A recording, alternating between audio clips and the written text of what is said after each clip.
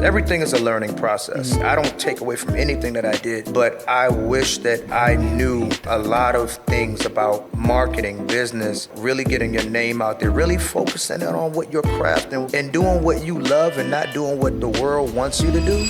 Welcome to the Brand Hustlers Podcast, where innovation meets ambition and stories of success inspire the next generation of business leaders. Each episode, we dive into the journeys of those who hustle, those who make their dreams a reality, and those who are shaping the future of business. Whether an aspiring entrepreneur, a seasoned business owner, or simply a dreamer with a vision, you're in the right place. So get ready to ignite your passion, learn from the best, and transform your ideas into action. This is where your brand story begins. Welcome, Brand Hustlers. What's good, Brand Hustlers? It's your boy, Ryan Roundtree, also known as Tree the Creator, and we are back with yet another episode of the Brand Hustlers.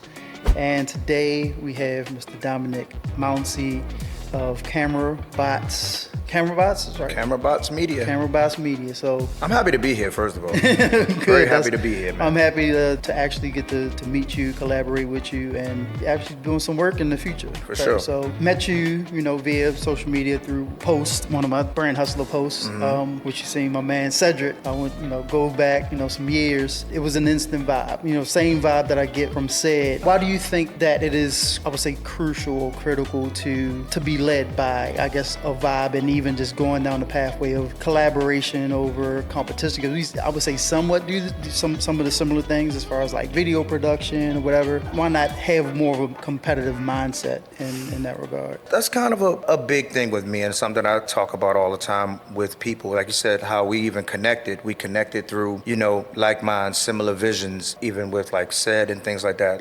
So I just always been very much big on that and making connections and being proactive and, whether it's reaching out to somebody, making those connections, because those are the things that really get things started. I speak a lot about proactive and reactive. Proactive people are the people that really go out there, they get things started, they make those moves, they reach out to people, they connect with people, they make those calls, they set up those meetings, and, I try to get people out of the reactive state of waiting around for things to happen. If you see a connection that's there, then go for it, man. Just shoot it. Shoot that shot, make that connection. So reactive, reaction and proactive, and even just getting into a little bit of conversation we try not to have before the actual podcast, and coming to find out that you have a background in first responder. Tell me a little bit about your background before you got into Camerabots Media and I guess heading down the creator path. Well, I was always into, even going back even to high school, I always wanted to get into law enforcement. So I did that in Richmond in the sheriff's department for 6 years, and then I came up here and I was at DOD for additional 3 years. It was more of a force protection thing where we did executive protection things. Like I said, it was a great environment. Don't get me wrong. I love my job. I loved what I did, but it got to be a point to where building my business and doing things like that just started getting in the way of that. And like I said, it was a great environment. It's not like one of those things where you hate your job and you want to leave, but it was just it started to compromise the other things that I was doing. Film production and other businesses that I had going on. So I guess give us a little backstory on one, I guess, where you from, what brought you here, or I'm not sure if where you're from, what brought you here, if that's the thing. That's a long story, man. That's a real long story. So I was born actually in the West Indies. I was born on a small island called St. Vincent and the Grenadines. Came here, we migrated here, family, and pretty much set up shop eventually in the DMV, and just kind of trying to find our way through things. Things was a lot slower back then. But as far as building a business, I actually started in the transportation realm, and that's actually how me and Ced actually met. But I started I had a business, a black car service, Passport Executive Transportation. Actually, it was doing really well. We had a fleet of vehicles. It was doing pretty well, but this was in 2013, and that was the same time that Uber and Lyft came out. So obviously they, took a hit to it. And I liked that business as well, but I was also working my job. And even though I liked it, we took a hit from it. And like I said, I decided to just go into something that I love. And I've always always been into film production. I was a criminal justice major, a film and journalism minor. I always loved production. I always loved like art. I feel like, art and creativity is your signature. I always loved doing that. After doing that, I just decided that, hey, it's time to follow up on that passion and see where it goes. So now film and journalism is major and criminal justice is minor. And that's how it works. And that's how college and all that stuff works sometimes, and that's the whole process of that. It's a learning process in which you're trying to figure out what you want to do with your life. And that's exactly how it happened. The minor ended up being the major. So I would say, what influenced you to, to go on the path of both criminal justice and those two respective majors? I know, right? They're like complete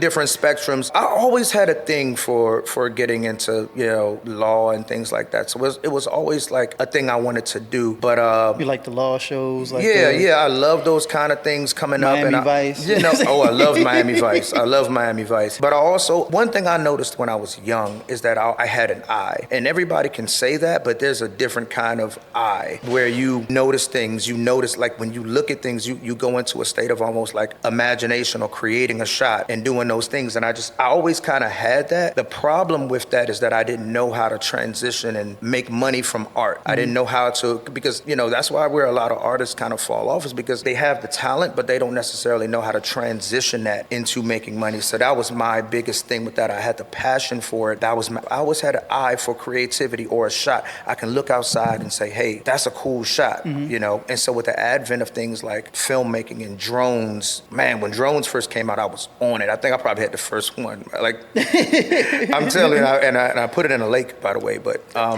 it's not that day, did you? That day, I put it in a lake. I had someone buy me a drone, and I put it in a lake that day. But that was like the first step.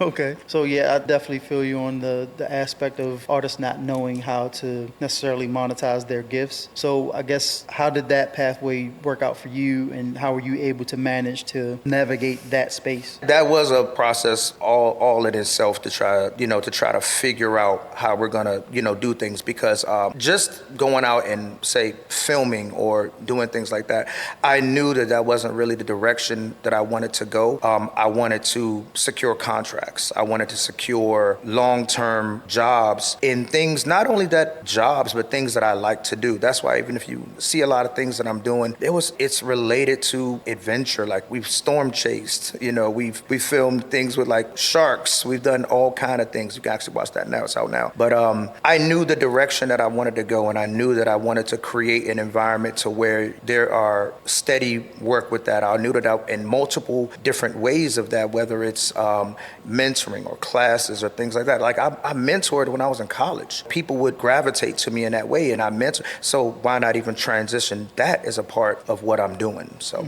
So I would say your first, not paid gig, and how did that come about, and what was the feeling that came with that? Especially being able to transition from, being in, at the time, was that Department of Defense at the time? Or okay. That was while I was still doing the transportation company. I was kind of doing both at the time. And then I kind of, transitioned into, I was forced out of the transportation world. Like I said, my first I was doing a lot of hit or miss kind of things, gig work, things like that, music videos, which was a great experience, but it wasn't really the direction I wanted to go. I can actually tell you about that story where there's a golf course in Maryland where we were doing mapping for that course, and a lot of visual cues for a lot of those things up there. And that was a cool job. I really enjoyed doing it. One of the guys, he said, "Hey man, is this really what you want to do?" And I was like, not necessarily this, more into the film realm, but he was like, "I'm gonna put you on the vendor list here." And it was a prestigious golf course. And he was like, "I'm gonna put you on the vendor list here." And so from there,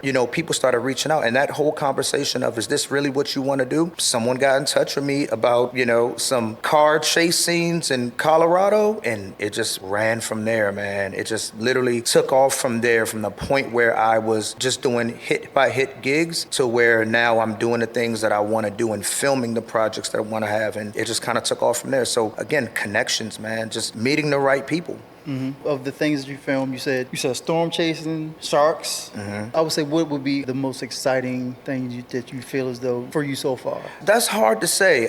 Everything is an experience. Everything is really an experience, and but I would say everything has its own things, and everything that even looks cool isn't. Yeah. We filmed. Listen, we filmed glacial movement in Iceland. Well, not Iceland, but Greenland. And though that's not, probably wasn't the coolest thing, man, we got to ride around helicopters, dog sled everywhere in Greenland. And to me, that was probably one of the most epic projects, even though it's, So, but the funny you say that it's not. So I've seen of course, once it finally breaks and, some ice falls in the water, I've seen it on National Geographic. Oh, yeah. I'm like, oh, that's crazy. And then you see all the animals and stuff that get displaced. And I know it's exciting, but for you, I guess, to film it, it's just the waiting, And a lot of people don't realize that the project coming together like that includes a lot of that type of footage and, that director aspect of putting all that stuff together. But all of those things come together separately from different film groups or whatever the case may be to create a project. So, what we were filming out there was really just can you imagine glacial movement in a time lapse? But getting there was great. The helicopter ride up, I posted, I would put some of that stuff out there. And it's very reactive to people. I always said that I want to create things that people want to see, that people want to watch. Even if it's not always as cool as it is when you're really there, I always want to create things that people want to watch. People want to see. They're into that. Something that maybe that they're not completely, used to or seeing on a day-to-day basis. I love that aspect of film production. Okay. What's I would say not future, but what's next for Camerabots Media or for you in the aspect? I know you mentioned mentoring and you also,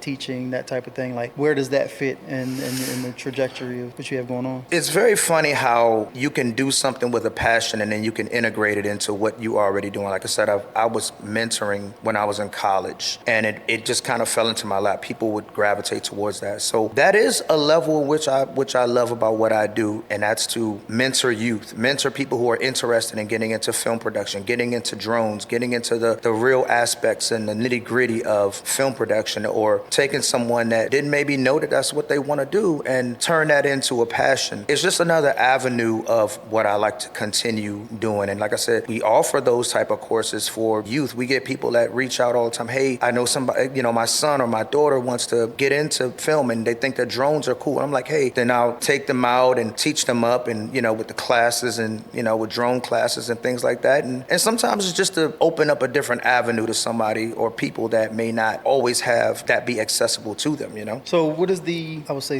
drones, in your opinion? Because I know for right now in the news with the government going after DJI.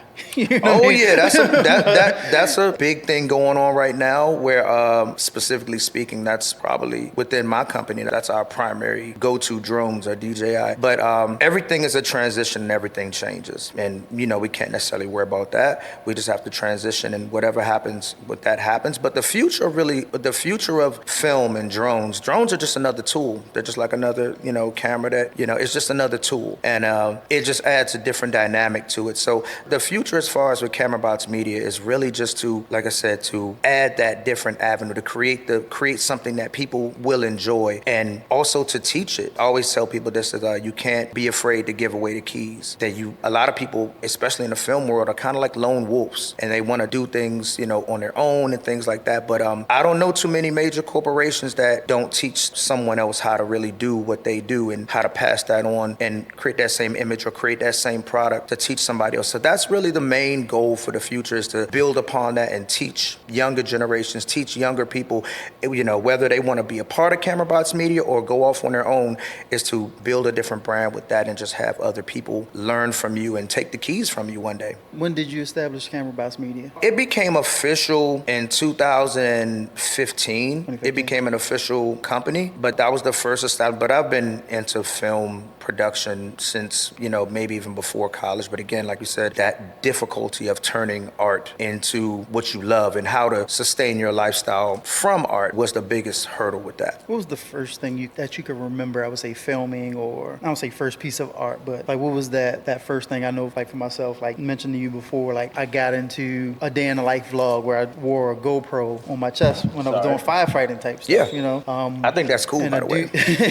And even before that, I was doing fitness thing. I was like, recording myself doing push-ups. That really didn't go anywhere. But the vlog is where it kind of, I would say, really started for me, the passion and like really wanting to learn the camera, really wanting to up the quality, really wanting to expand and like grow in that space. Like, oh man, I want my joint to look like this. I want the slow-mo. I want the bokeh. I want that crispy look. You want that look, man. And like I said, that's that eye, man. And when you start talking about stuff like that, it resonates to me. The first thing I ever really started doing, man, I'm a big science buff. I'm a big science person, geography, oceanography, which is, again, why I get into a lot of the projects that I gear myself towards. But the first thing was actually astronomy. When I was in college, I would stick a camera, basically rig it to a telescope, and I would look at planets, and I would put it into like a time lapse. And this is really before everything was really cool. Like maybe cameras had just started going digital around that time. I'm dating myself now, but I would do planets, man. And then one day I filmed a planet transiting, which is,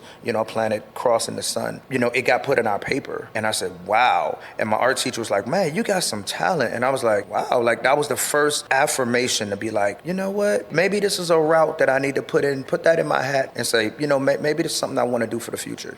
Okay. So what is project number one? What was, I'll say, most recent project, and how did you come about getting in that room? I would say the most major recent project was some things with Shark Week. So we went out to Guadalupe, which is in the Pacific. We actually filmed in Guadalupe and we filmed in the Caribbean. I've done diving, projects before, but even now with this one, we were in the Caribbean, we were with bull sharks. And it was crazy because we had a whole team out there, and I actually had a behind the scenes, photographer to get shots of me, but she wasn't getting shot. She was looking at the sharks and she looking at things. And she was like, wow, this will forget you. And I'm like, she said, forget me. She went out there and I'm like, where are you? She was like, oh my goodness. I'm looking for her, and at one point, they put down this bait ball thing, and this is what brings the sharks in. And I look over, and she's clear over on the other side in these sharks' faces. And we actually had another group of people, their job is to keep the sharks away from you, and they would touch them because we don't know how to do that. And there's one shark that leaves, and he said, the heck with that camera. He comes over to me, and they actually have a shot of that where the shark is coming directly from underneath, and I can't see him. And I'm like, man, look, that ended that day for me personally. Personally.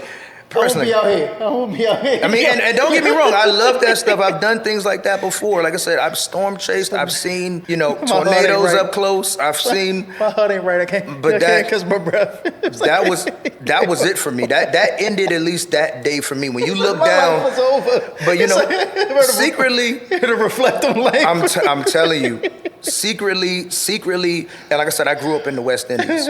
Secretly, that was always a fear of mine, is to look down into the ocean, and it's clear, crystal blue, clear, and you look down, and there's something coming up at you. So that triggered a fear from childhood, and just being I'm trying not to laugh, bro. No, it's cool. But I'm gonna tell you, I got the hell out of that water. I climbed right up on that thing, cut my leg and everything. I climbed right on that boat, and I said, that's it for me today. You right? Like, just give me a moment. Just give me a moment, man. Yeah. Oh man. All I seen was teeth. Yeah, she definitely lost focus. Yeah. But we've done all kind of things. Honestly, that's one of the hardest things is when someone actually asks me about all the because this is a wide variety. We've done commercials for Acura. We've done, went out to the middle of the desert. We used to film for something called Aerial America. And what that is basically like you're going to all of these different states and it's all drone work. And you're basically just going out and filming different aspects of a state. Flown drones around this building right out here. So it's just a lot of different things and they're all cool. So when you ask me what's my favorite, that's a hard question, man, because there are different, like I said. I may have been something like, I've always wanted to run with the bulls or, like always, like you said. Oh, that was fun. that was fun. I just threw it out of there. So you actually ran with the bulls? Yeah, I ran with the bulls and we ran and we filmed the running of the bulls. This was in 2018. And it's the running of the bulls goes on for a number of days. We did our project. And someone always dies. But oh, man. And I got a story. I got a whole story for that. So on the last few days, and it's in Pamplona, Spain. So on the last few days when we were done, I said, well, you know what? I was scared. And I said, you know what? The hell with it. This moment in a lifetime. I'm going to run with the bulls. The cameraman never gets hurt. Don't worry about that. The cameraman never dies. So I get a whole outfit, the white outfit with the red and all that. And they don't let you wear cameras. They don't let you wear anything distracting, anything like that. But I had one of my partners, they're filming from behind the stands. And I hear the gun, boom, and I take off. But one thing about it, they catch you. You're not faster than a bull. They will catch you. So one thing in particular, so when you're you're running through the city and you're headed into the stadium, you got to hit a couple corners. And I believe it's about a quarter mile, half mile, something like that. You're just running. I made the corner. I cut my corner short. This guy cut the corner wide. He got hit. And I cut that corner, man. I took off. And like I said, I wish I could have had all of that on footage. But, I mean, I definitely got some good work shots. But running with the Bulls was an experience. It was an experience. Yeah, I know one other person that did it. And it was just like, yeah, it's a no for me. Yeah. Oh, no. I will never do it again. I would never. It's one of those things that I will never, ever do again. I will never do that again. But it's something that I'll always remember for the rest of my life. There's no way, some people do that every year. There's no way I could do that, bro. Playing Russian roulette with it like every single time. And I remember the Bull, man, he was ugly too. He came around that corner. And like I said, if I would have made that corner wide, he would have hit me. And we'd have, I've been on somebody's YouTube, holding my stomach. But good times though, man. Good times. Good times is how he describes it. I guess let's talk a little bit about business. Talk about, I guess, the mindset. Like, what motivated you to make the transition from being in law enforcement to taking on art full time, taking on this artistry full time? Passion. I've always been driven by doing what I love. I always say these things is, if you don't love it, what are you doing for? What are you doing it for? If it's not productive, what are you doing it for? And I know that kind of varies. Everybody doesn't get to do exactly what they love, but I was determined to go out and do the things that I like to do. Even if it's just something in my free time, I'm going to do it because it matters to me and it's something that I like doing. So how I really got into that was really just a focus on my passion and really just that determination to go out there and do exactly what I want to do. Not only get into my passion, but also doing the type of projects that I choose to do. It doesn't always work out like that, but doing those things that you want to do. And also, there's nothing better, like what we're doing right now. There's nothing better than going out and working, but you're also having the time of your life. And that's what I enjoy so much about it. That's what I enjoy a lot of things that I get to do. How did you know it was time to go? I knew it was time to go when business started getting in the way of work. And obviously, I travel a lot for what I do. I travel a lot for work. Luckily, I had some great, supervisors that they pretty much understood. I had others that were on my tail, but I had some supervisors that were really kind of understanding. They saw what I was really trying to do. That was really it, is when what you're doing, when that side hustle, when that side niche starts getting in the way of everything else, you kind of know it's time to transition. And also, there's this thing where a lot of people don't want to give up their main thing, for their passion or what they're doing. But the thing about that is that the same mentality that you have that maybe this side thing, it won't be able to sustain itself. Sometimes the 9 to 5 is actually keeping you from growing that business more. That time that you're spending there, is actually keeping you from growing what you want to do. And God rest his soul, my friend Grip, he told me that, and man, that stuck with me. And I was like, well, you know what? I just have to pull that trigger. I just have to, you just have to pull that trigger on what you want to do and see where it goes. And it was rough at first. Like I said, I sold my first business, and it was rough at first. It was rough. Bro, how? I guess some of the things that you may have been experiencing in that transition time, because I know a lot of entrepreneurs, even myself right now, dialed back to part-time. And I know right now, like this month, is, it's like, maybe I need to pick up some hours, you know what I mean? Or it's like, maybe I need to this, or it's like, maybe I should go back full-time. Like you have these, these doubts or these start to pop in your head, like, to make so that you can kind of be in a comfort space. Mm-hmm. So, I mean, I would say, what were some of the things that you feel as though you really had to overcome in that time? Well, the doubts is just comfortability. A lot of times that's just comfort in getting that check. And sometimes, again, that you need to take that blind step sometimes. Sometimes, if we want to pursue something, that first step is always going to be blind. That first step is blind. You don't know what's coming. When you're chasing your passion, you don't know what that first step is going to be. My first step was really just getting out there, sometimes even hitting the street. Hey, this is what I do. This is what I do. This is what I do.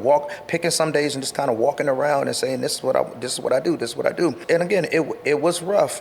Some months, I had already had a home and all these different things, and I had to sell a lot of, my job, I loved it. It offered me, I had toys, motorcycles, all these things. I had to sell all of that, man. I had to sell all of that, and that hurt, but I was so locked in, tunnel vision on this is what I want to do. This is what, and like I said, I had people bought me drones, equipment, and yeah, we talked about it, I put it in the lake, but, I had other people that saw my passion. They were like, like, this is what you want to do. But yeah, man, that first step is blind, man. And sometimes that blind step can also look as though like, I'm not doing the right thing, or maybe I need to do this, but I would just say stick to it, stick to that passion, stick to what you want to do. Along those lines, how did you narrow down? Because, a lot of times they say you got to pick a niche, or you like really need to focus on this one particular thing when you have so many gifts, so many talents. Mm-hmm. Like how do you know what to focus on or focus on first to get you over that hump? You got to jump into it. You got to see what you like. You literally have to go out there and figure out what it is. Some people try to go out and they try to hit a home run, so to speak. And that first step, that first process is actually figuring out what you like to do. That's what I had to do. That's what a lot of things that I teach my mentees. You have to figure out your angle, what you love. If it's, especially we're talking about this field, but it pertains to any field, you have to go out there and try to figure out, hey, do I like music videos? Do I like drones? Do I like landscape? Do I like interviews? Do I like corporate America work? You have to figure out your niche and what you like to do. And that really will drive you. That right there will drive you. That you're getting up and you're going to do something. You like real estate work, weddings, whatever it may be. And again, when I'm just speaking on the creative realm, but again, that applies to everything. You waking up and figuring out exactly what you want to do in that realm. And that just clears a lot of things up, because again, when you're doing what you care to do, it makes things a lot easier. Yeah, I was just say for myself for the past, I would say couple years, it's been like really trying to narrow it down, and to other people from the outside looking in, it almost looks like you're failing. For instance, like I love shooting weddings, but then on the flip side of it is like weddings can be a headache. They could be a headache, dog. Ooh. Like like I love capturing love or whatever, but don't miss that first kiss. You know what I mean? Don't miss this on and brides are like so temperamental. You know what I mean? So it's like it's a slippery slope. So then on the flip side, it's like, okay, I do love capturing love instances. You know what I mean? I love that whole aspect of things. I love reception. I mean, especially when you get a good caterer, you know what I mean? The DJ is jamming, whatever. But then like I said, on the flip side, it's like you're on edge the whole time. And then you get home and I'm like, I'm done. Like, I had fun, but this is like, I'm not uploading no footage tonight. Probably not for the week. Give me some time to decompress, man. I know that you are in the realm of drones and even film, and actually two separate disciplines, but yet they can utilized in a synergistic way. So how did you determine, okay, so did you focus on drones first, or did you kind of focus more on the film side of things first? Well, first of all, to your other point, yeah, weddings can be brutal. I actually had my assistant, Sam, shout out to you, Sam, but we actually had to change contract manipulation for weddings because I've had brides go off on maybe a photographer or something, and we had to change that to be like, look, if you're going off like that, look, contract over, find somebody else. Weddings have been, I've had a 22-hour wedding before. So weddings can be, I feel your pain. Weddings can be brutal. To your other point, again, drones are just another tool, and they create a different viewpoint, a different aspect that you can't create in any other way. It gravitated to me. When I first saw these things, it was something I was like, wow. And I'm already into things like that, my first passion was to be a pilot or air traffic control, but there's a story behind it. I'm a little colorblind. So that's all good. Trust me, I'm colorblind too, my brother. Yeah. So when we use those things like cameras and things like that, then we can change our settings to that so that we can look at a different color that we actually can see. I get that question a lot. But it's not like so as far as being colorblind, and I don't think people really, we don't see in black and white. We don't see in black and white. We don't see in black and white. It's not a black and white thing. It's literally like, you take the color test at the eye doctor, and it's like, what number do you see? And it's like, you don't see a 6? Like, nah, I don't see nothing. This, I can't see nothing. I see this yellow. Like, it's all those little dots, and so quick funny with that. When we would take our physicals, and I'm sure you're familiar with this. See, but we didn't have it. It wasn't it wasn't detrimental to our job. I heard for law enforcement, like you had to be able to see those colors. Like we had to see those colors. So what I did was, yo, who's that number, bro? So what I did was the test that I would either take the test or I would memorize it, and I would memorize what that is, because they never changed it. Yeah, so I would memorize it, and I couldn't see anything. It'd be like, what's that number? What's that little face in there? I couldn't see anything, brother. I would just memorize it, and then I'd be like, but my vision was good. I could always see. I got better than good vision. My vision like is 40, perfect. 20. It's just a color thing. So I couldn't see anything, but I would memorize it, and I'd just be like 1, 2, 0, or it's nothing there, or whatever. I would memorize it, and that's how I got through it for all of those years, man. I know we kind of segued a little bit, but yeah, that color blindness. We don't see in black and white. We just certain colors look different to us. That's all. They don't appear. They don't appear the same. different. You're right.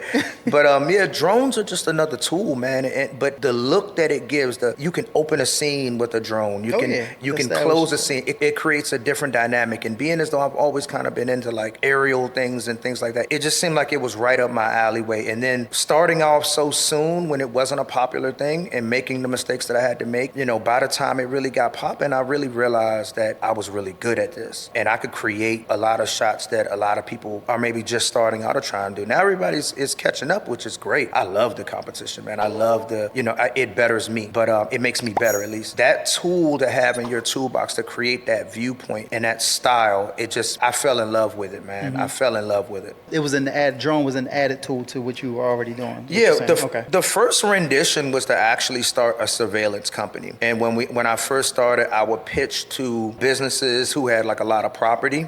We actually pitched to a company it was a large art museum in Maryland. We pitched to them to add drone surveillance to their security detail. That didn't work out, but it still gave me an idea of how many things that we can do with drones. So that's kind of really how it started. That was the first rendition of Camerabots Media. That was the first thing that I really planned on doing, was adding a avenue of surveillance or, a security aspect to utilizing drones as a part of that. And, we just do our other film stuff. But then I realized, you can make some pretty cool shots. You can add this into what you're doing. Mm-hmm. We were talking about catching people cheating. We were talking about all of this stuff, man, with drones. The cheaters, y'all come down. I was like, what are you doing here? Brother, the funny thing is, punching man, your drones, we would catch rocks at your drone. We would catch all of that. The funniest thing is, that's the thing. We would actually get people that would be like, hey, I caught my wife, or I caught my husband or something, or I suspected,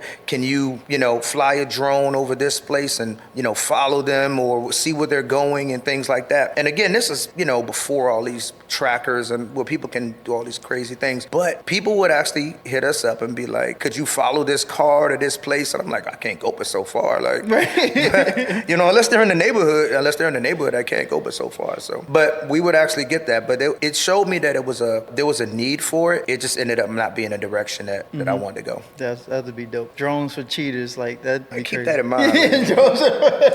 Only thing you had to get some sort of like mic for the drone. Right. But it'd be funny. Well, the plan was actually going to be to just kind of use it to follow and have like a crew, to kind of catch them. Oh yeah. So it was just going to be the kind of like a confirmed thing because you got a drone flying high. As you can see here, yes, he's right here. He's holding her hand. He's kissing her now. Oh, how you feel? How you feel? How you feel? To get you in on the narration.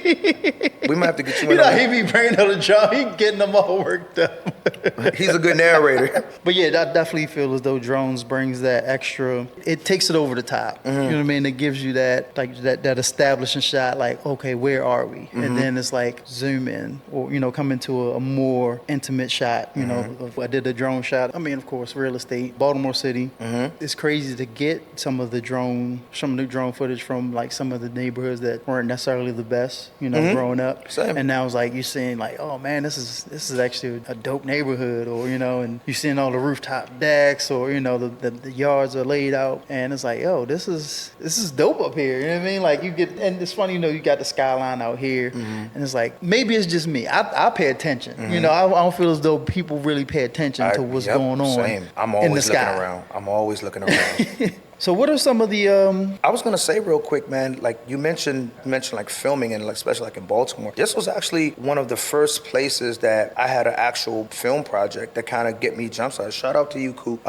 Filming a movie that went to Amazon called Transitions. Okay. You know, Coop, the director, he brought me out, and man, I got so much experience filming in the city of Baltimore, man. So shout out to Coop, man. That was really like a big, like a drone project that came out, and like I said, we were in those same places, and I'm sitting there like looking over, like, man, hold on, man. Like where I'm gonna land this thing at. But yeah, I'm sorry. I just had to add that, and shout out to Coop for giving me, you know, he's just one of those, you know, abstract media, one of those people that gave me one of those first time to really test my skills, to really kind of get me out there. That's funny you say that, because sometimes when I shoot in some of these neighborhoods, I'll sit in my car. I'll sit in the car, dog. I'll take off from my car and I'll land right on the roof. And and then I go get it. I ain't doing too much. I've been in some places, man. I've been in some places. You know, of course, it's like, you know, you don't want to come out, people, especially if you got your eyes in the sky on your screen. Nah, you ain't catch me with my pants down. No. Exactly. I used to always watch my back, especially in the music video days. I've had friends that's been shot at. I've been on set with some people where, you know, and obviously for what I used to do, I'm good with guns, so I know what they are. So, you know, they got their guns out. That's why I was like, I said I don't. Videos, and again, that goes back to what I was saying, where I don't really want to. It was something that I didn't really want to do, but I had to figure that out. But I'm sitting there and they got the guns and all, and I'm like, hey, guys, yeah, oh man, and I've seen people do that,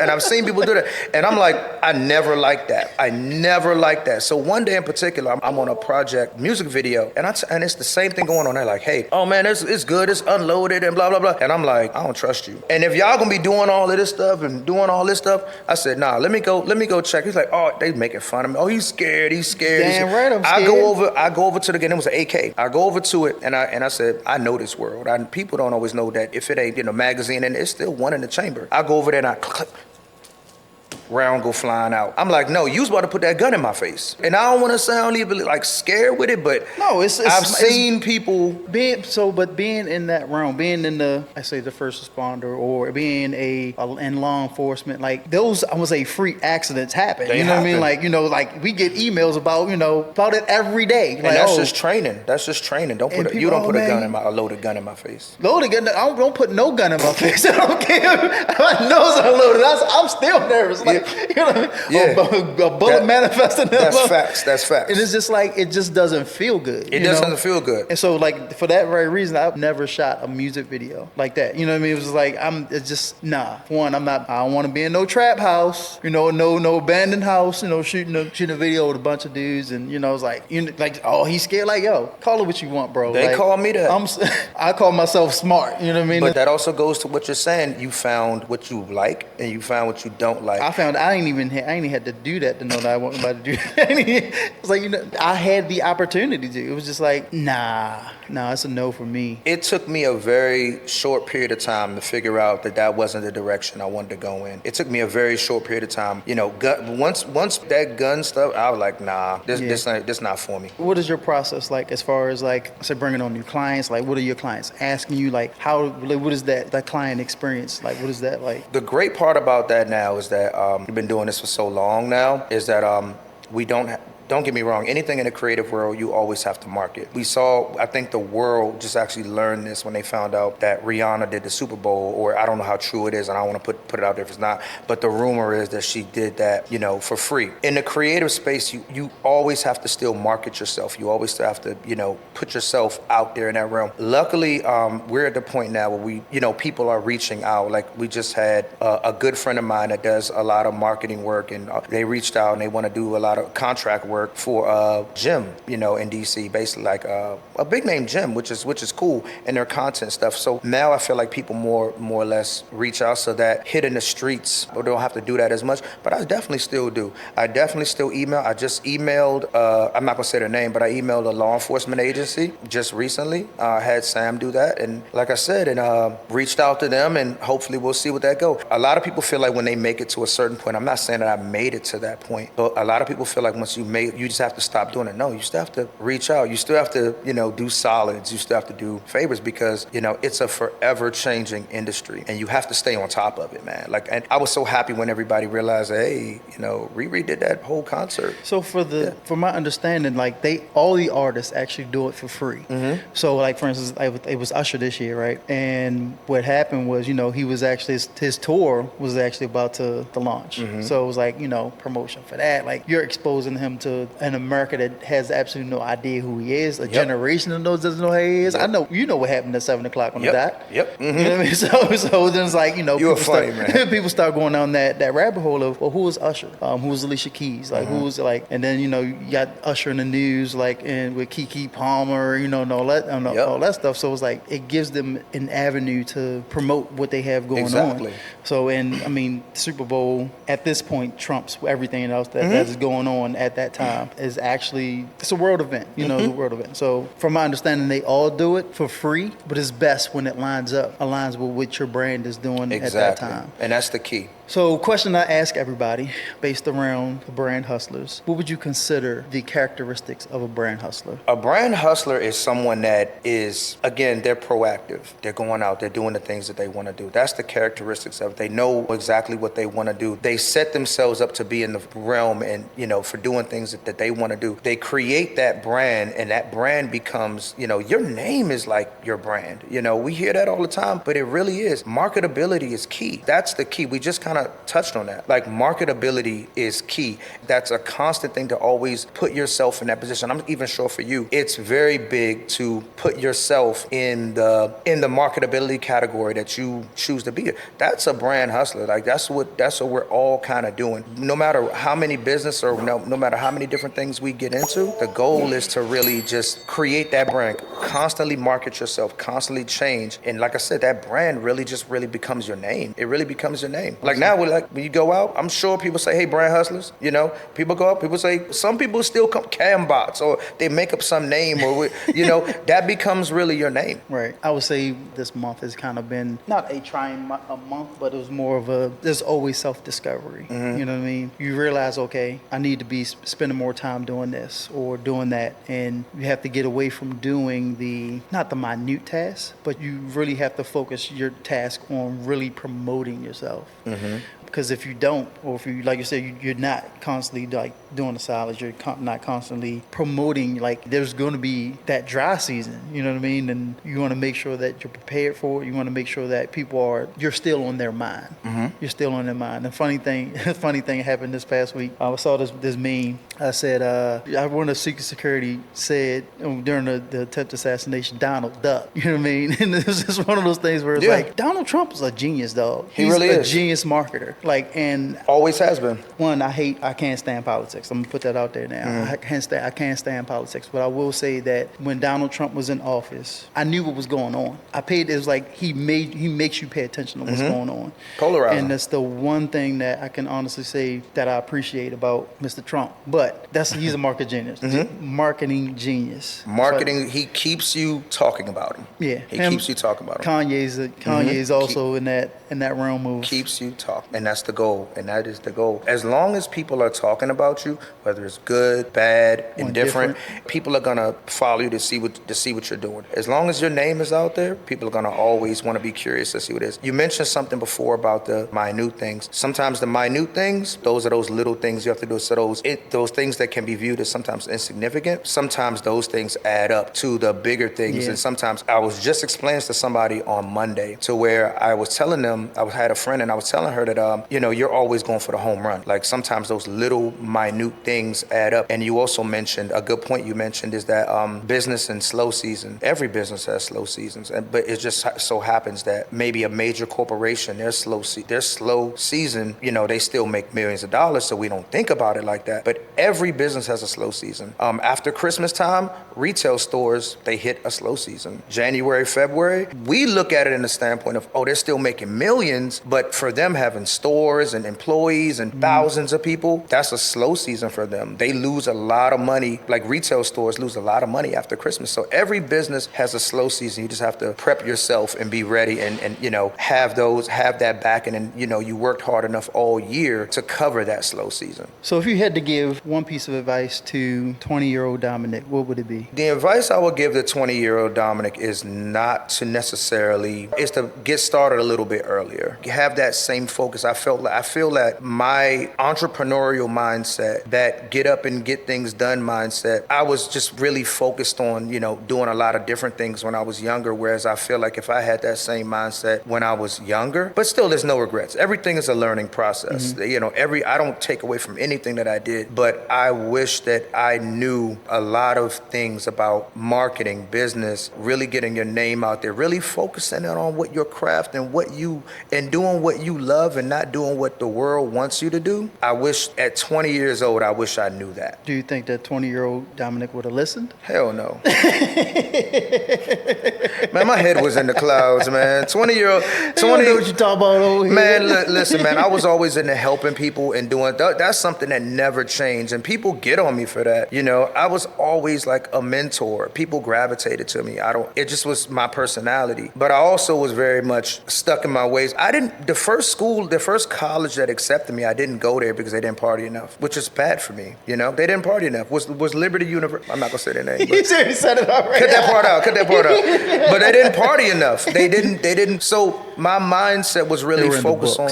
They were in the books. Yeah. It was really focused on taking that moment of time and having fun and doing, which is good. No regrets to that. I don't regret. I had a time, but I feel like that if I spent more of that time loading up and focusing on what my passions were, that's probably the only thing I would tell 20-year-old Dominic. Is there anything else that you need to cover? I think we covered. Nah, man, we covered a lot of good things. The conversation was really about business branding, building, which I think is good. And I think, this is a very good platform to put it out. I'm having fun doing this, man. How about you, man? I am, absolutely. I'm absolutely having fun with this. I've always had, I don't say always had, but this is more the format in which I want it to be. Me never actually physically meeting you or actually having a long conversation and having a conversation like organically. Because I would always come to a place where it's like, I'm having this conversation like, yo, we should have recorded that, yo. Like, you know what I mean? And it's just the ability to, like I said, to make that connection, to kind of, to bring light to what's going on out there. Because I didn't know you were out there, you know what I mean? And just the networking is phenomenal. Networking, if you're not networking, you're not connected with people, you're not going to, I'll say, meet and greets or like getting involved with groups like you're doing yourself, you're doing your business a disservice. And stop gatekeeping, you know what I mean? Like, that's another thing. Like, there's something that you want to learn that someone's not going to share with you because you have a closed fist. A closed fist can't accept anything. So be sure to share all you can, give all you can, and connect with people as much as you can. So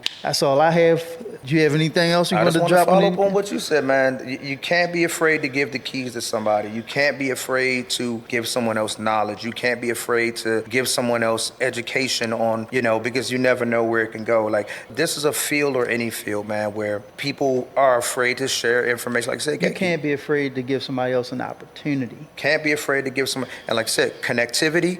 We didn't know each other, man. And just by me seeing your talent and what you're doing, now we have a connection. And that's what we have to do on a daily basis is, try to connect with somebody, try to make, and I wanted to bring up the last thing I want to say, and we can throw this in here is, man, I appreciate people like you who have the same connective spirit. I was going to say, I gotta throw Said in here, man. I wish he was up here. I wish he was up here. But Said used to call me and he would say, and this is when I still was working, when I started a job, right? A 9 to 5. I mean, I'm like, working. I'm not a bum, but he would call me and say, hey, man, let's meet at this restaurant and let's talk. And literally we would talk about, and this is a real conversation. We wouldn't talk about, we're all guys. We could talk about the game, girls, whatever. But we would talk about how to make 500 a day. How can I make 1,000 a day? Like, these were our conversations.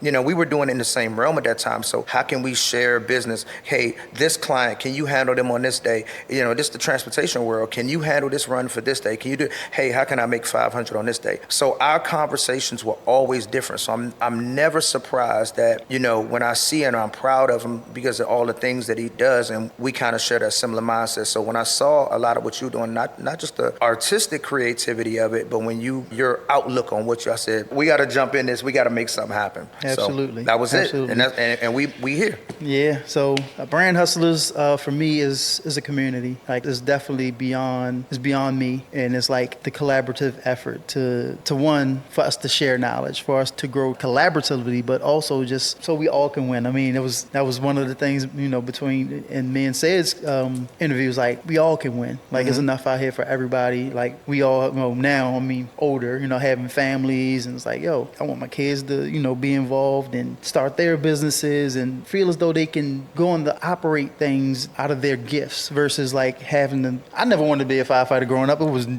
didn't? No. That's a cool job, though. I'm not gonna lie. That's a cool. Dude, I was, what the hell is like running to a burner building was my initial thoughts. And it's just like, I had a buddy who was like, oh, it's not that bad. You know, he was in PG, and he, you know, gave me the rundown. Like, yo, they teach you this, they teach you that, and it's actually not that bad. You only go to work 2 days a week. I'm like, 2 days a week? Man.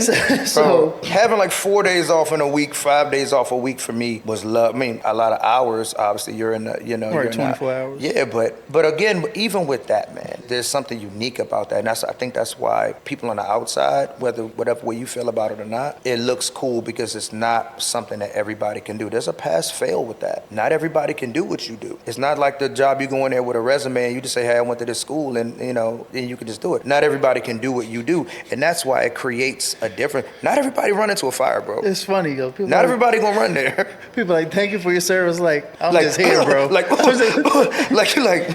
Yeah, man. I mean, you know, I never think of it like, thank you for your service. Like, oh, thanks. Yeah, I guess I don't look at it like that, you know? Well, like, because people look at that and they know that not everybody can do that. Like, people have probably tried it, you know, they failed out, you know, so people can't do everything you do, and that's what makes being in that realm special. That's why whenever you hear people say that, when people say, you know, those careers in America, they say, you know, policeman, fireman, you know, NFL, NBA, they put it on that same plateau because it's something that not everybody can't do what you do. If it wasn't for, you know, following my passions, bro, I loved my job, bro. I love my job, brother. It was getting in the way. And I knew one day the inevitable would happen. You know, it was getting in the way. This was a smooth interview, y'all. Like, I've been on 2 others, but it's just conversation, you know what I mean? That's it. And that's all networking is. You can't be afraid to talk to people. That was a big thing that I teach my kids. Like, we all breathe the same air. Like, there's no reason to be intimidated by the next person or putting people on pedestals. Don't put anybody on a pedestal.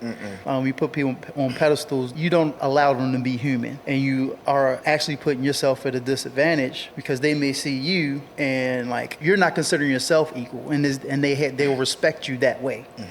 But when you respect yourself and what it is who you are, not saying necessarily what you do, but you respect yourself enough to, like, hey, my name's Ryan, or hey, just this weather is not hot as hell today. Yesterday was cooking. Oh, yesterday man. was cooking, but you know, it make you not want to come outside. But it allows you. It's just to break the ice. Just breaking the ice is the segue to networking. Like, I met one of my, I would say, most recent clients in the line in BWI, in the TSA line. I'm telling you. Just chopped up, stopped the conversation. Oh man, this crazy line, it's crazy out the door, yada yada. Just a few words. Next thing you know, she knows exactly what I do. I know exactly what she does. It's like, hey, this is my number. When we get back in town, we go connect. Done. You know, so. I actually have a question for you. Do you find it, and obviously we have a similar personality, especially when it comes to connectivity. I really believe in you should make some sort of connection every day. Like you just say you Absolutely. met somebody at the airport. I've met some of the best people I know just walking around, you know, and you should try to make that type of connection with people every day. Do you find that some people find that odd? So the funny thing is, let's start here. My kids, they think I know everybody.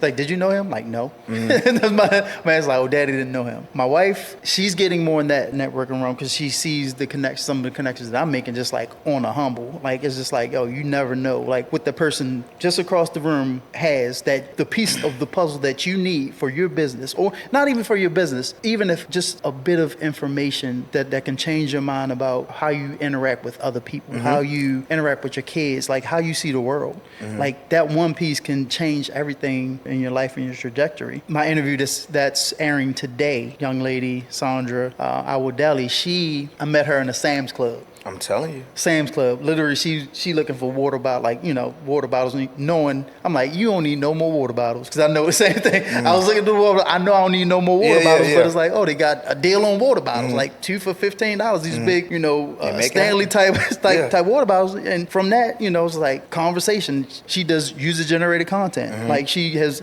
like 30,000 followers, and she travels, like paid for traveling, paid for products. And it's like just being funny or just having sparking up conversation with a complete stranger led to this relationship where she's sending me like, okay, this is, because I'm actually pulling together my portfolio for user-generated content. It's like, okay, do bang, bang, bang, do this. And it's like, oh, like we need to shoot the podcast, and we talking all of this strategy. We need to talk about this. So we did the podcast, and that joint is airing today. So you hear that? Like, you never know who you're next to. Don't underestimate anybody. Make a connection. You never know who you'll meet in a day. You'll never know if that person that you're walking past, the information that you need. Don't underestimate someone because, they're where they're dressed or whatever the case may be. I've met some of the coolest people and some of the best people I've ever met. And they were in in their sweatpants or something. And then you find out, hey, you never know who you'll come across in a day. Don't let your own pride and ego get in the way of reaching out and making a connection with somebody that could change the trajectory of your life.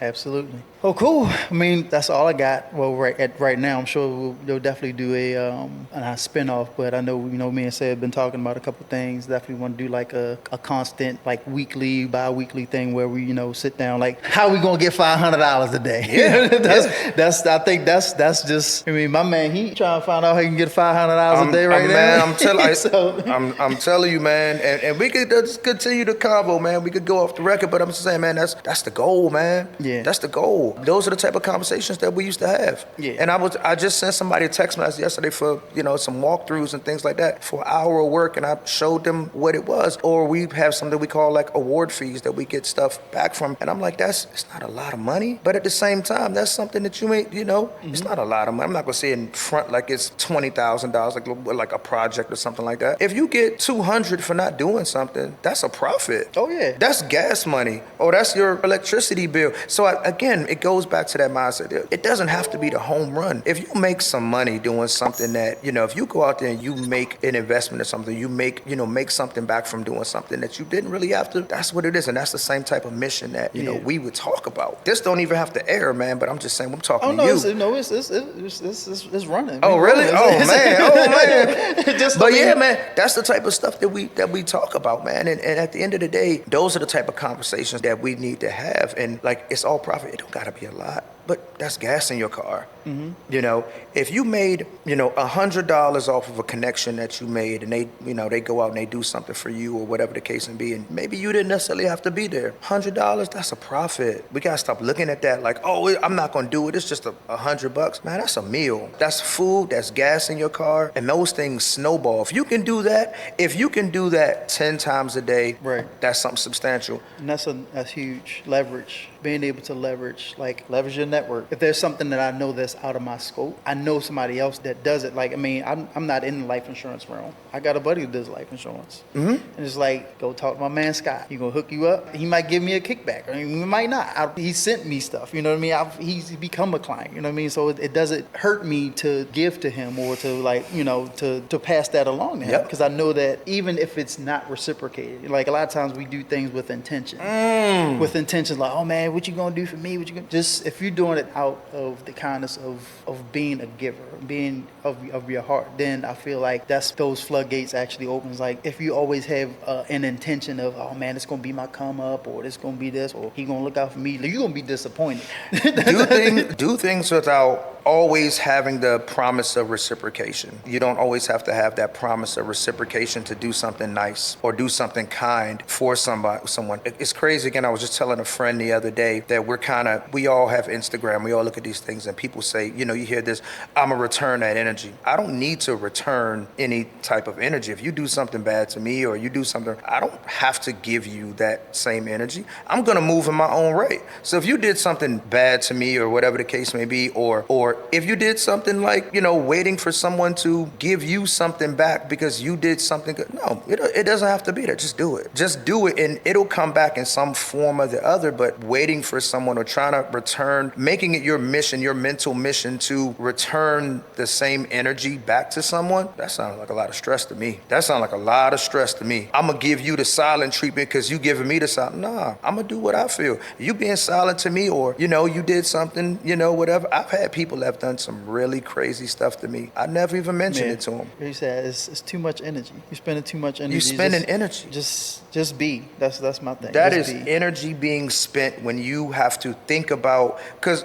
that's energy being spent when you have to think about reciprocating that same energy to someone else because they did that. I see that post all the time on social media, and I'm like, I'm gonna give them that same energy. I mean, I don't have to give you any energy at that point. That's not something that I need to necessarily reciprocate onto somebody else. It's not my mission to try to get back at someone, or maybe because they did something negative to me or whatever. I may not talk to you like that. You know, I may not be your friend like that anymore. I may, you know, it's still a lesson to be learned from that. But no, there's no aspect of reciprocating that. We don't necessarily have to fall into that path, man. Had something just kind of pop in my head. 20-year-old Dominic. 20-year-old Dominic. We sitting here having a conversation. I just got my drone license. I play around with the camera and stuff too. I need $500 this week. What do I need to do? You talking to 20-year-old Dominic? You talking to 20-year-old Dominic. I'm talking to 20-year-old Dominic. Okay. I need $500. I need $500 right now. I just 20-year-old. Well, first of all, 20-year-old Dominic, I'm going to put that drone in the lake.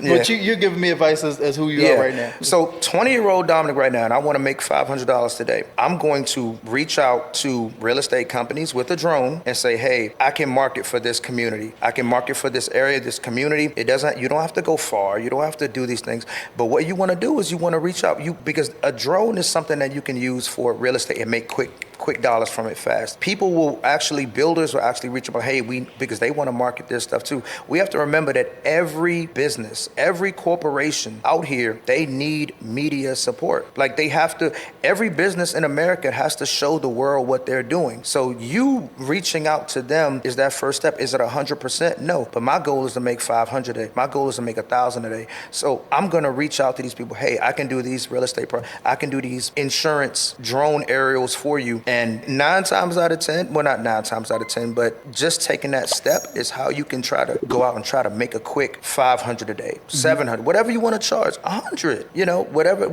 But yeah, that's what I would do. That's what I would do. Have them networking with real estate having companies. A drone and not even really knowing what to do with it. One of the first things that you can do is reach out and do real estate, reach out and do insurance, you know, work for construction companies and things like that. That's a very quick way of not only getting your work out there, but utilizing your tools in a way to try to not only we keep saying make 500 for the day, but also what you really want to do when you reach out and you connect to those people, you want to look to build a contract with those people. You don't just want to do that one hit or make 500. That's the goal. I want to make 500 today, but tomorrow I want to make a little more, and I want to build this contract. I want to build something that's going to be a retainer 6 months, a year, and then now you're capitalizing on that connection. It's one thing to make a connection, but the thing what you have to take it from there is to capitalize on that connection. If you make a connection and you have an idea, you just made a connection, but now you got to capitalize on that connection. To make money as a business from it, you have to have you can take some of our courses. You can take Camerabots flight courses. We teach you how to fly drones. We teach you how to fly drones for different avenues for whatever you want to do, whether it's for deliveries, film, anything. I'm a filmmaker by trade, but I have a lot of different, avenues from my company and what I do. Training and teaching is just one avenue of what we do, but I'm a film director by trade. You do YouTube? See, we need to work together, man. It sounds like you already had that. gotta take advantage of those things like that because, you know, obviously you already picked up some traction. I didn't mean to snap in front of the mic, but you already picked up some traction, man. So it's gotta revisit that, man, because, you know, I'm sure you're doing good, but that can change a lot of things. So on the YouTube aspect, especially like right now, so this Brand Hustlers podcast, it airs on YouTube, also streaming on all streaming platforms as well. But with my Ryan Roundtree, my personal brand, YouTube, you got to put in the rep. Like regardless of how many views you're getting, you got to find what's hitting for you. I mean, so you got to try. Okay, I'm gonna do a video of this. I'm gonna do this type of video, do that type of video. Then you got to get to playing around with the titles and thumbnails. I would say double down on that, and then find something else. So I would say double down on those blind date videos, or the popular thing is that the balloon pop thing right now. Don't worry about that yet. And because what's going to happen is, let's say once you monetize, right? Then YouTube is now paying you. And I was like, okay, I can invest in cameras. I can invest in this. I got money coming in. Next thing you know is it's like we went from night to day, you know, as far as your content quality. People are going to appreciate that. That's why podcasts are popular, because you don't necessarily need the visual. You know what I mean? Like I will listen if the audio quality is good. As long as the audio is good, I'm good. I can muscle through it. But if the picture is great and I can't hear it, or the audio is trash, I'm done. I'm clicking away because it's like, it's no point. I'm not getting any value out of it. As long as people can hear what you're saying is actually resonating, no, you good. Don't worry about the quality of the picture being like 4K, 60 frames, and man, you'll always come up with an excuse as to why it's not doing it. And then that was my biggest thing. My YouTube page has been monetized since Thanksgiving. Man, how many videos have I put out? Maybe 10? Maybe good 10? though. That's good though. It's not. Since Thanksgiving, we're in July. December, January, February, March, April, May. That's not good. So so it's not even once a month, like once a month. But if we were talking about the date. So you ever seen like the UDY people? They catch you cheating, how to catch a whatever it is. They put out a video maybe like but that's different. They got Jack TV.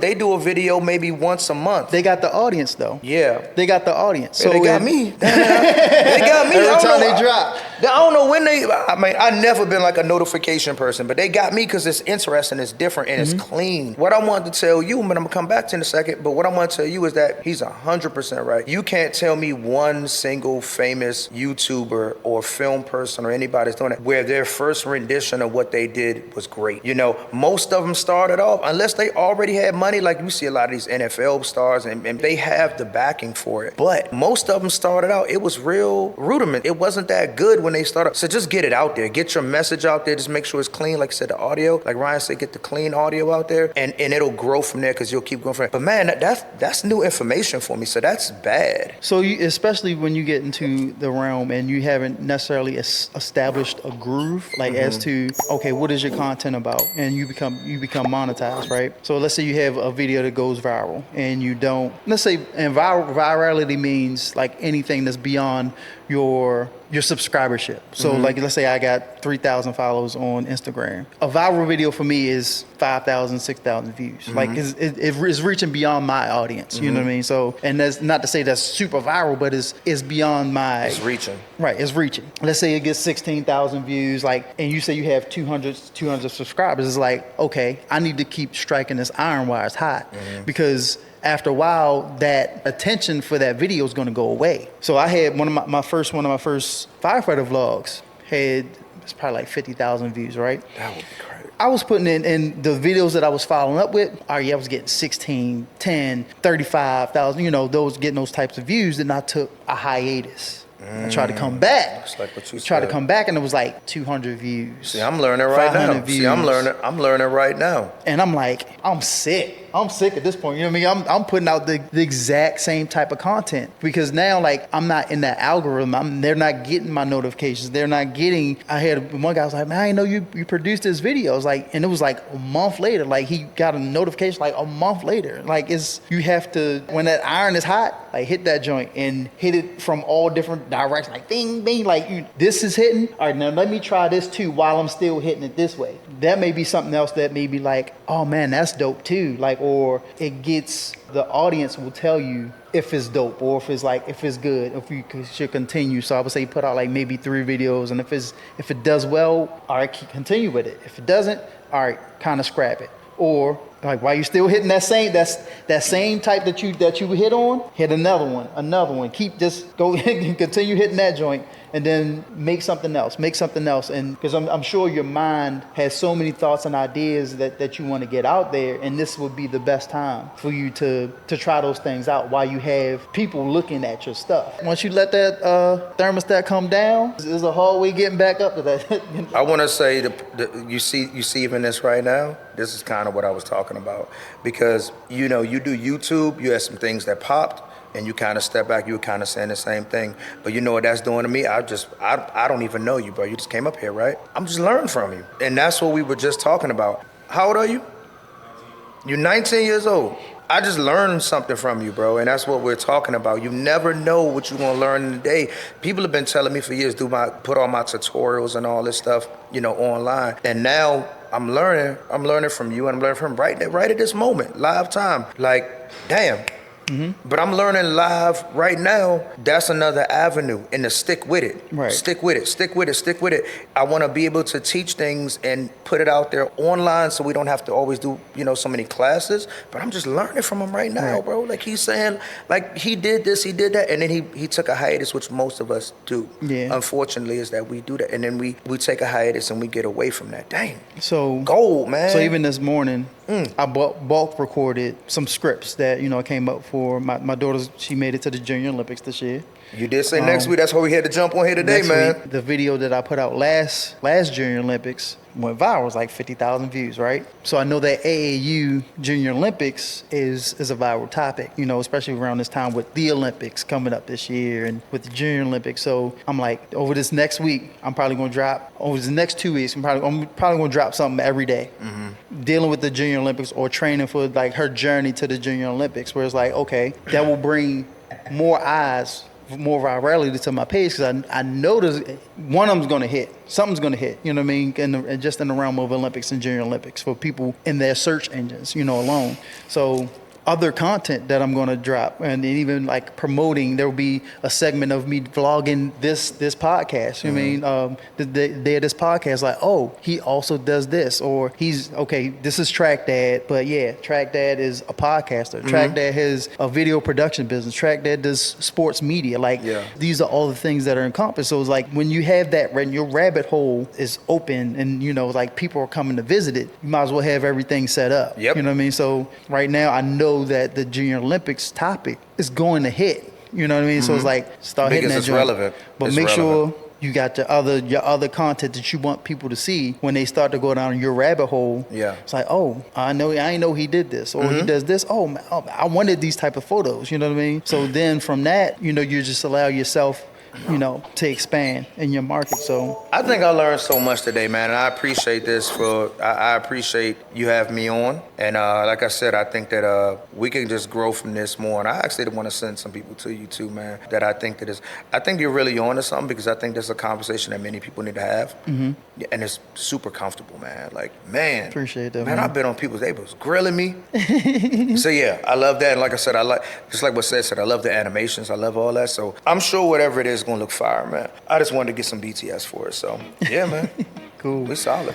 Appreciate you, Brand Hustlers, for tuning in for this week's podcast with my man Dominic Mounsey. Camerabots. So thank you once again for tuning in. Once again, we're streaming on all streaming platforms: Spotify, YouTube, Apple, wherever podcasts are streamed. We're streaming there. Be sure to like, share with your fellow entrepreneurs, share with your friends, your family, anybody you feel as though could have got value out of this, and subscribe. Hit the notifications bell so you know when we drop in. Like I said, we drop right now every Friday at 3 p.m. Yeah, tune in. Your boy Ryan Roundtree, also known as Tree the Creator. So my man Dominic Mounsey. Catch y'all on the next one. Peace. You've been tuning in to the Brand Hustlers podcast, the sanctuary for ambition, innovation, and the relentless spirit of entrepreneurship. We hope today's journey has fueled your passion, sparked your curiosity, and given you the insights you need to take your brand to new heights. Remember, every big achievement starts with the dream and the courage to hustle for it. Don't miss our next episode where we uncover more stories, strategies, and insights from the world of business. Until then, keep hustling, stay inspired, and turn your vision into victory. Thank you for listening, and remember, your brand's legacy starts right now.